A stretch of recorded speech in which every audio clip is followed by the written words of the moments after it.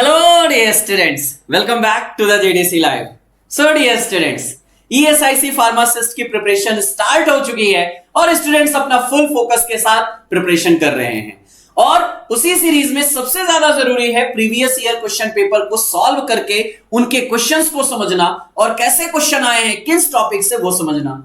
अच्छा, बहुत सारे स्टूडेंट्स के मन में कंफ्यूजन है कि सर क्या हम जो ये पढ़ रहे हैं इसमें नॉन फार्मा और फार्मा दोनों में पास होना जरूरी है? बिल्कुल जरूरी है। आपको उसका वीडियो भी मिल जाएगा क्योंकि दोनों में क्वालिफाइंग मार्क्स कंपलसरी है। तो चलिए देखते हैं आज के इस पार्ट में ESIC फार्मासिस्ट 2016 के मई में जो क्वेश्चन पूछे गए from the non pharma topics, 25 question कौन कौन से आए उनको देखते हैं और प्रॉपर एक्सप्लेनेशन के साथ उनकी बातें समझते हैं। सो पहला क्वेश्चन यहां की सीरीज में, अच्छा इसमें और एक नया बदलाव क्या है कि हिंदी और इंग्लिश दोनों को मैंने डालने की कोशिश किया है, तो जरूर आपको समझ में आएगा कि हिंदी से ये बाइलिंगुअल होता है तो दोनों आपको लैंग्वेज मिलेगा। Name the proposed capital of Andhra Pradesh. Andhra Pradesh की प्रस्तावित राजधानी कौन सी है? देखिए उस समय ये 2016 की बात है, जस्ट रिसेंटली उसी समय हमारा बना हुआ था आंध्र प्रदेश और तेलंगाना। आंध्र प्रदेश का बाइफर्गेशन हुआ था और वहां से हमारा तेलंगाना स्टेट बना था और तेलंगाना की राजधानी तो हो गई हैदराबाद, लेकिन आंध्र प्रदेश की राजधानी को उस समय प्रस्तावित किया गया कि कहां पे बनना है। तो इनिशियली उस समय 3 लोकेशंस को सेलेक्ट किया गया, अमरावती, कुन्नूर और हमारा तीसरा विजयवाड़ा की, विशाखापट्टनम की बात आई। और जो करेक्ट यहां पे आंसर है गुंटूर, गुंतकल, विजयवाड़ा, अमरावती। सो राइट आंसर क्या है? अमरावती। क्योंकि अगर आप बात करोगे आंध्र प्रदेश जो हमारा स्टेट बाइफर्गेशन हुआ उसके बाद जो उसका प्रपोज्ड कैपिटल सेलेक्ट किया गया वो अमरावती सेलेक्ट किया गया। वैसे 3 कुर्नूल, अमरावती और विशाखापट्टनम ये 3 प्रपोज्ड किए गए थे जिनमें से अमरावती को सेलेक्ट किया गया कैपिटल ऑफ राजधानी आंध्र प्रदेश। वैसे ये तीनों कैपिटल अलग अलग चीजों के लिए बनाई गई। जैसे अगर आप यहां पे बात करोगे हमारा जो यहां पे अमरावती बनी वो हमारी ओवरऑल कैपिटल बनी। नेक्स्ट क्वेश्चन यहां पे, the instrument for seeing minute objects is. सूक्ष्म चीजों को देखने के लिए कौन से उपकरण का उपयोग किया जाता है? अब सूक्ष्म यानी माइक्रो की बात हो रही है और मिनट ऑब्जेक्ट देखने के लिए क्या यूज किया जाता है? माइक्रोस्कोप यूज किया जाता है। रडार बिल्कुल नहीं, पेरिस्कोप नहीं, microscope is the correct answer और हमारा सी आंसर यहां पे करेक्ट है। माइक्रोस्कोप यूज करके यहां पे हम क्या करते हैं? चेक करते हैं कोई मिनट ऑब्जेक्ट्स को देखने के लिए। माइक्रोस्कोप आपको अच्छे से पता है, माइक्रोब को देखने के लिए माइक्रोस्कोप को यूज करते हैं। Find odd one out. भिन्न को ज्ञात कीजिए, इनमें से अलग कौन सा है? मुंबई, कोलकाता, चेन्नई, शिमला। अब जरा देखिएगा, दिल्ली, मुंबई, कोलकाता, चेन्नई ये सभी हमारे क्या हैं? ये सभी मेट्रो सिटीज हैं। लेकिन शिमला की बात करोगे, शिमला मेट्रो सिटीज नहीं आता है तो ऑड है, बाकियों से थोड़ा सा अलग है। सो राइट आंसर यहां पे क्या होगा? Shimla is the correct answer क्योंकि बाकी सभी हमारे मेट्रो सिटीज हैं except Shimla. Shimla metro cities नहीं है। हाँ, टूरिस्ट प्लेस बहुत अच्छा है। चलिए, डायनेमो कन्वर्ट्स। डायनेमो का यूज शायद आपने देखा होगा। डायनेमो परिवर्तित करता है क्या? Mechanical energy into the electrical energy, बिल्कुल सही है। Electrical energy into the mechanical energy नहीं, light energy into the electrical energy, light energy into the mechanical energy. So right answer क्या है? यांत्रिक एनर्जी को विद्युत ऊर्जा में कन्वर्ट करता है डायनेमो। डायनेमो का काम क्या होता है वो आपने देखा है। मैकेनिकल एनर्जी खासतौर पर जनरेटर होते हैं ना, वहां पे डायनेमो का यूज किया जाता है। So dynamo the device which convert mechanical energy into the electrical energy। यांत्रिक एनर्जी को विद्युत ऊर्जा में कन्वर्ट करता है।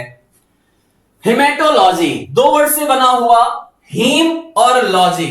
हिमेटो यानी हीम यानी ब्लड, हमारी आरबीसी हीम प्रेजेंट होता है यानी ब्लड।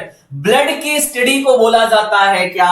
ब्लड की स्टडी को बोलते हैं हिमेटोलॉजी। तो आंसर क्या है? ब्लड। वैसे बोन की स्टडी को क्या बोला जाता है? यहां पे हमारा ऑर्थोलॉजी आ जाता है। हार्ट की बात करोगे कार्डियोलॉजी आ जाता है। किडनी की बात करोगे नेफ्रोलॉजी आ जाता है। सो राइट आंसर यहां पे क्या हो जाएगा? Blood is the correct answer. Haematology किसका होता है स्टडी? हमारे ब्लड के स्टडी को हिमेटोलॉजी बोला जाता है। What should replace the question mark in the pair of the word cricket, bat, tennis question mark. नीचे दिए गए शब्दों के जोड़ों में प्रश्न के स्थान पर क्या आएगा? अच्छा देखो, क्रिकेट में बॉल को हिट करते हैं किससे? बैट से। और सेम वैसे ही टेनिस में बॉल को हिट करते हैं किससे? रैकेट से। अब यहां पे आंसर क्या है आपका? Cricket is as like as bat as racket in the tennis. तो राइट आंसर क्या हो जाएगा? रैकेट। यहां पे क्या यूज किया जाता है आपने देखा ना, ये है ना, ये रैकेट, ये टेनिस में यूज करने सानिया मिर्जा इंडिया की बात करेंगे, वेल नोन फेस है। हाँ जी, रैकेट का यूज किया जाता है जैसे क्रिकेट में बैट का यूज करते हैं। Find the odd one out. भिन्न को ज्ञात कीजिए। रिवर, लेक, कैनाल, स्ट्रीम, नदी, झील, नहर, झरना।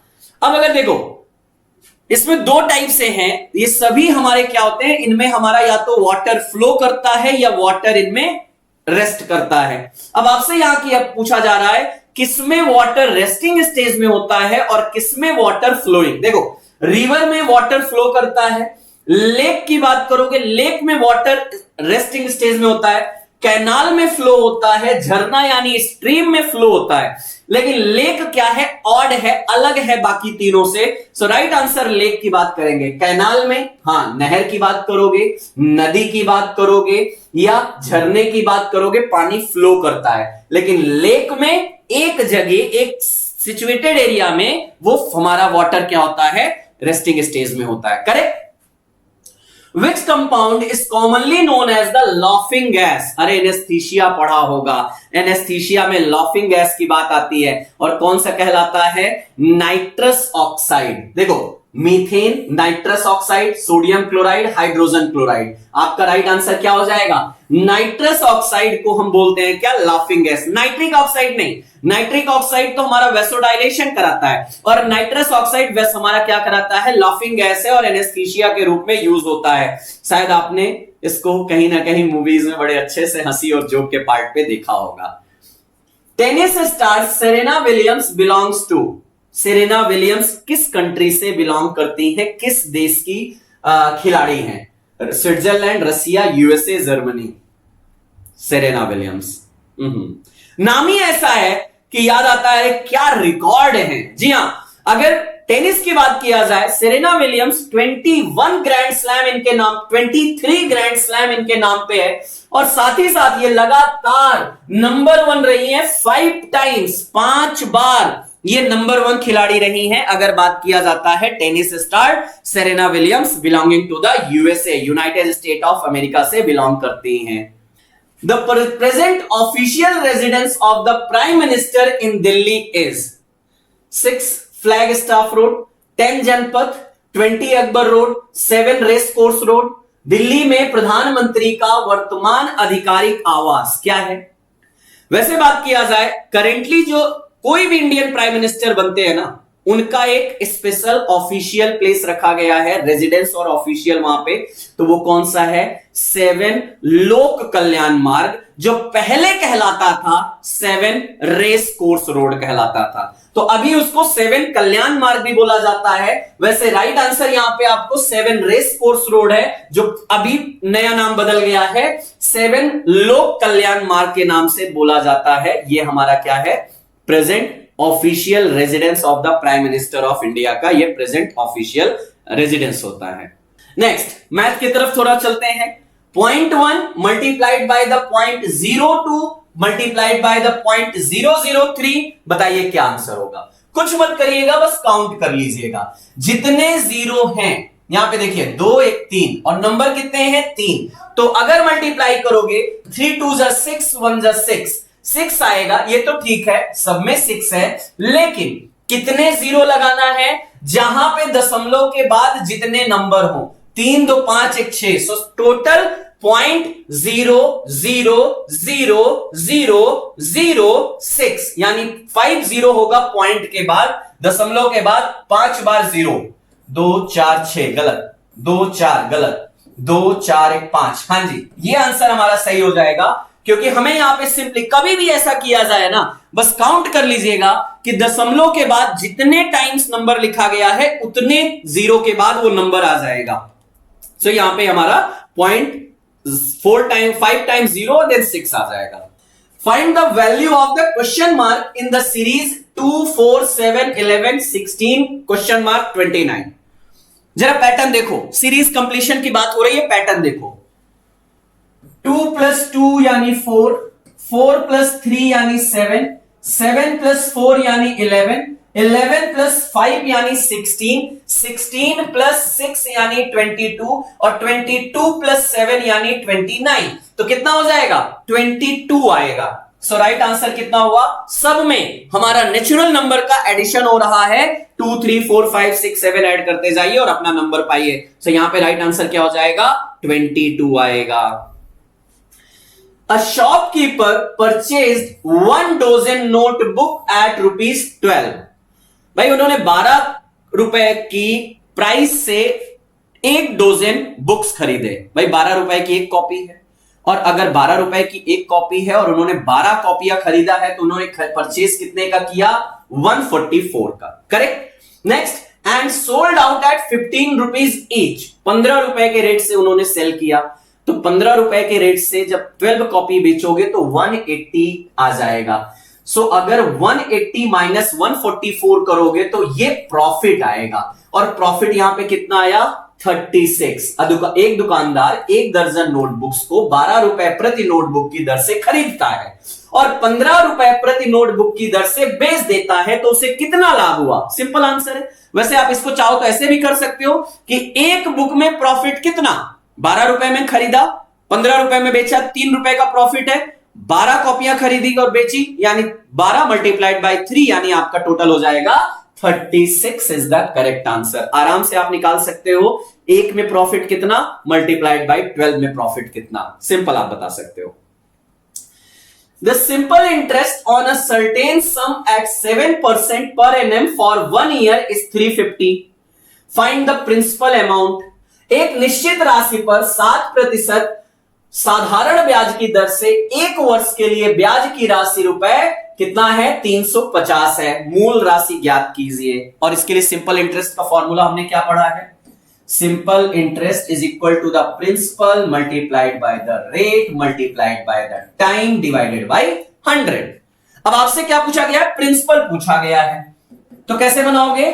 Simple interest multiplied by 100 divided by rate multiplied by the time. ये फॉर्मूला बन गया, रख दीजिए। सिंपल इंटरेस्ट कितना आया है? 350 रुपीज आया है, इंटू 100 कर दीजिए। रेट कितना लगा है? 7% के रेट से उन्होंने यूज किया है, और टाइम कितना हुआ है? 1 ईयर। कर दीजिए जरा, 7 × 5 = 35 यानी 50 हो जाएगा। और जब यहां पे आप देखोगे तो 5000 रुपीज उनके पास था, जिसको उन्होंने 7% रेट के इंटरेस्ट से उन्होंने एफडी किया, और 1 साल के बाद 350 रुपए उनको प्रॉफिट मिला। सो अमाउंट कितना हुआ? 5000 is the correct answer. Simple interest का formula PRT divided by 100, principal rate time divided by 100 कर दीजिएगा। अगर ये फॉर्मूला आप याद रखोगे, आपके मैक्सिमम क्वेश्चन हर बार यहां से 1-2 क्वेश्चन आते हैं, आप आराम से सॉल्व कर सकते हो। Next, the length of a rectangle B is 20 metre and its breadth is 16 metre. एक रेक्टेंगल है, आपके पास क्या है? एक रेक्टेंगल है। इस रेक्टेंगल का जो लेंथ है वो कितना है? 20 मीटर और ब्रेड्थ है 16। ये 16 मीटर है, ये 20 मीटर है। अब क्या बोला गया? आगे चलो। What will be the perimeter of a rectangle which is exactly double the size of B? आपको पेरीमीटर बताना है उस रेक्टेंगल का जो इसका डबल है। जरा देखो, डबल होगा यानी डबल का कितना हो जाएगा? यानी ये हमारा 40 हो जाएगा और ये हमारा 32 हो जाएगा। करेक्ट है? डबल रेक्टेंगल की अगर बात करोगे तो ये हो जाएगा। सो अब आपको इसका पेरीमीटर बताना है। इसका पेरीमीटर निकालने के लिए फॉर्मूला क्या होता है? Perimeter is equal to the 2 multiplied by the length plus breadth. जो इसका लेंथ और ब्रेड्थ है उसको ऐड करिए और डबल कर दीजिए, पेरीमीटर आ जाएगा। तो अब क्या हुआ? 2, लेंथ कितनी है? 40, ब्रेड्थ कितनी है? 32। जब आप इसको करोगे तो 2 मल्टीप्लाइड बाय द 72, और जब करोगे तो 144 मीटर आ जाएगा। पेरीमीटर कितना आया? इस वाले का पेरीमीटर आ जाएगा 144। That is the correct answer. हो गया सिंपल। बस एक पेरीमीटर का formula 2L plus breadth, length plus breadth करोगे, आपका वहां पे सिंपल आंसर आ जाएगा, और यही फॉर्मूले से हमारा आंसर निकल आएगा। Correct? Next, the average weight of 8 person in a group is 55 kg। 8 लोगों का एक एवरेज वेट निकाला गया तो 55 kg आया। अब if 2 person weighing 60 kg and 55 kg join the group, what will be the new average? चलो हिंदी में थोड़ा पहले पढ़ लो। 8 व्यक्तियों का औसत वजन 55 किलो है। यदि 60 किलो और 65 किलो वाले 2 व्यक्ति इस समूह में शामिल हो जाते हैं तो नया औसत क्या होगा? बहुत सिंपल है, देखो कैसे। आपसे क्या बोला गया? 8 पर्सन है, उनका टोटल वेट कितना हो जाएगा? क्योंकि एवरेज दिया गया 55, तो 8 मल्टीप्लाइड बाय द 55, ये उन 8 लोगों का टोटल वेट आ जाएगा। और कितना आ जाएगा? 440 आ जाएगा। आ जाएगा। अब ये तो उन 8 लोगों का है और इसमें अब 2 लोग जुड़ गए हैं जिनका वेट कितना है? 60 प्लस 65। अब अगर इसको आप जोड़ दोगे तो कितना हो जाएगा? यहां पे 500, 565। ये अब 10 लोगों का टोटल वेट है। अब 10 लोगों के टोटल वेट का एवरेज कर दीजिए, तो इसको डिवाइडेड बाय 10 कर दीजिए, आंसर हो जाएगा 56.5 kg। कहां है? यहां है। 56.5 kg is the correct answer, क्योंकि 8 लोगों का जो एवरेज था उसमें टोटल वेट देख लीजिए और जो नए जुड़े हैं उनको ऐड करके नया एवरेज बना दीजिए, हो जाएगा सिंपल आंसर 56.5 kg आ जाएगा। आएगा? बिल्कुल आएगा। If cost price is 4800, okay, and profit is 800, find out the gain in percentage. Hindi में, यदि क्रय मूल्य 4,800 रुपए है और लाभ 800 है तो प्रतिशत लाभ ज्ञात कीजिए। ये प्रॉफिट परसेंटेज हमेशा पूछा जाता है। क्या करना है? कुछ मत करिएगा, आपको बताना है परसेंट प्रॉफिट ना। और परसेंट प्रॉफिट बनाने के लिए हमें क्या करना है? Profit divided by cost into 100। लो भैया, अब अगर जब आप ये करोगे, परसेंटेज की बात चल रही है, तो प्रॉफिट कितना हुआ है? 800। कॉस्ट कितना है? कॉस्ट कर दीजिए, कॉस्ट कितना है? 4800 अब यहां पे आप इसको जरा निकालिएगा, कितना आ जाएगा? 8/48 और इसको 100 कर लीजिए, कोई दिक्कत नहीं, ठीक है। 8/48 अब ये निकालोगे तो कितना आ जाएगा? पॉइंट लगाओगे, 0 बढ़ाओगे, 1 जाएगा। क्या करना है? 48 को 8 से डिवाइड करना है, 0 लगाया, 1 हुआ, 48। यहां पे बचा कितना? 10 में से 8 गए 2 और 7 में से 4 गए 3, पॉइंट लगा है। अब क्या करना है? दशमलव लगा है, यहां 0 बढ़ा लीजिएगा। अब 6 से ले जाइए, 6 8 48 और 6 चौको 24 और 24 4 28। जरा कितना आया? 10 में से 8 गए 2 और यहां पे हो गया 1, 11 में से 8 गए 3, 32 दशमलव, फिर वही 0 लग जाएगा। अब फिर से ले जाइएगा, फिर 6 जाएगा, तो यानी अब 0.166 आया, इंटू 100 कर दीजिए, कितना हो जाएगा? 16.6%। जरा देखिएगा, 16.67% आपका आंसर आ जाएगा, फटाक से आएगा, कोई दिक्कत नहीं है, क्योंकि पूरा डिवाइड नहीं हुआ था। 6 की सीरीज चलेगी, हम 6 7 कर देंगे। तो सिंपल एक चीज है, क्या हमने क्या बोला? 800 यानी percent profit is equal to the profit divided by the cost multiplied by the 100 करके देखिएगा, सिंपल आ जाएगा। Mohan is thrice as old as Sam. Mohan की उम्र, यहां पे देखो, मोहन की उम्र सैम से 3 गुना ज्यादा है। मतलब अगर मोहन हमारे क्या है, सैम की अगर एज x है तो मोहन की एज कितनी होगी? 3x होगी, करेक्ट। 3 साल पहले मोहन की उम्र 45 थी। 3 साल पहले मोहन की उम्र 45 थी, तो 3 साल बाद यानी आज उनकी एज कितनी होगी? 48 होगी। 3x is equal to the 48, तो x is equal 48/3 that is 16। तो सैम की, हाउ ओल्ड इज सैम? तो सैम की उम्र कितनी हुई? 16, क्योंकि ऑब्वियसली 3 साल पहले वो 45 थे, तो आज 48 के होंगे, और 3 गुना ज्यादा है सैम से, तो सैम की x हो गई, मोहन की 3x हो गई, 3x हमारा निकालेंगे 48 आया, x कितना आ जाएगा 16 आ जाएगा, 16 आ जाएगा। बिल्कुल सिंपल है, बहुत सिंपल कैलकुलेशन के साथ आपका आंसर आएगा। You selected 13 mobile, okay, cover for rupees 2,600 and returned 2 defective pieces. Each replacement cover cost rupees 50 more. How much did you pay? फिर से आपने रुपए 2600 में 2600 में 13 मोबाइल कवर्स चुने और 2 खराब कवर वापस कर दिए। बदले गए प्रत्येक कवर की कीमत 50 रुपए ज्यादा है। आपने कितना भुगतान किया? देखो जरा, 13 कवर्स थे, आपने 13 कवर्स के लिए पेमेंट कितना किया? 2600। 2 को आपने रिप्लेस किया, हर रिप्लेसमेंट पे वो आपसे 50 रुपीज ज्यादा लेंगे, तो 2 को रिप्लेस किया तो 1 का 50 तो 2 का 100 रुपीज हो गया, यानी आपने 100 रुपीज उनको और पे किया, तो टोटल अमाउंट आपने उनको कितना पे किया? 2700। जरा देखिए आंसर कहां है, बिल्कुल यहां है। तो 2 के लिए आपने 100 रुपीज एक्स्ट्रा दिया, 2600 तो था ही, रिप्लेसमेंट वाले का 100 और जुड़ गया, 2700 रुपए हो गया, बिल्कुल आ जाएगा।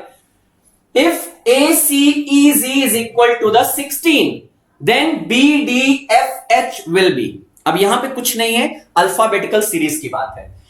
अल्फाबेटिक में जब ABCD पढ़ते हो तो A का नंबर कितना है 1, C का नंबर कितना है 3, E का नंबर होता है 5 और G का नंबर होता है कितना 7। जरा इनको जोड़ दीजिएगा, 7 5 12 3 16 हमारा 7 5 12 3 15 1 16 16 आ रहा है क्या? बिल्कुल आ रहा है। अब इनका नंबर देखो, B का कितना होता है 2, D का 4, F का हमारा कितना होता है 6 और H का होता है 8, और जब इनको जोड़ोगे 8 6 14 6 20 यानी 20 आ जाएगा। यदि ACEZ 16 है तो BDFH कितना होगा? 20 हो जाएगा। अल्फाबेटिक ABCD में कौन से नंबर पे है? A का मतलब 1, B का मतलब 2, C का मतलब 3, वही तो ऐड किया गया है। इनका जोड़ करोगे 16 तो इनका जोड़ करोगे तो 20 आ जाएगा, बिल्कुल आएगा। In a certain language parliament is written as PNEMALRAT, how will government will be written as. अब जरा देखो पैटर्न समझना, पैटर्न में क्या किया गया है। जब पार्लियामेंट में देखो P और T को टच नहीं किया गया है, यहां देखो P और T लिखा है। अब क्या किया गया? NE कहां से आया? इसको रिवर्स किया गया, NEMAILRA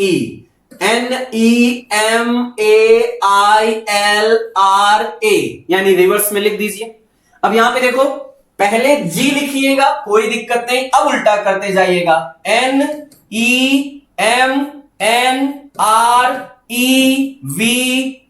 और लास्ट का T लगा दीजिएगा। जरा देखिए कहां मैच कर रहा है, NEM, हां जी, तो GNEMNREOV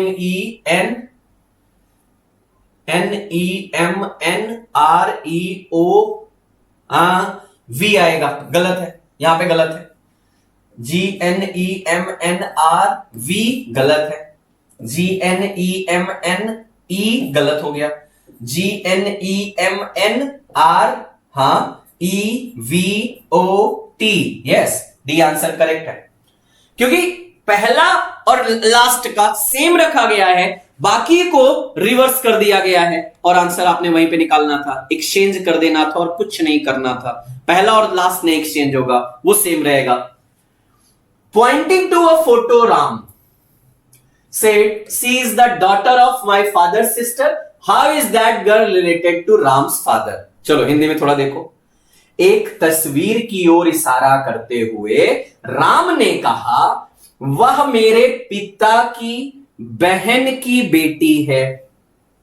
ये है राम, है, इन्होंने क्या बोला? वह मेरे पिता, राम के फादर, राम फादर, पिता, वह मेरे पिता की बहन, इनकी सिस्टर, यानी राम की क्या हो गई? बुआ हो गई जी। बहन की बेटी है, इनकी डॉटर। अब बताओ डॉटर, अब क्या पूछा गया है? राम के पिता के साथ उस लड़की का क्या रिश्ता है? देखो राम के साथ पूछा जाता तो सिस्टर होता, लेकिन क्या पूछा गया है?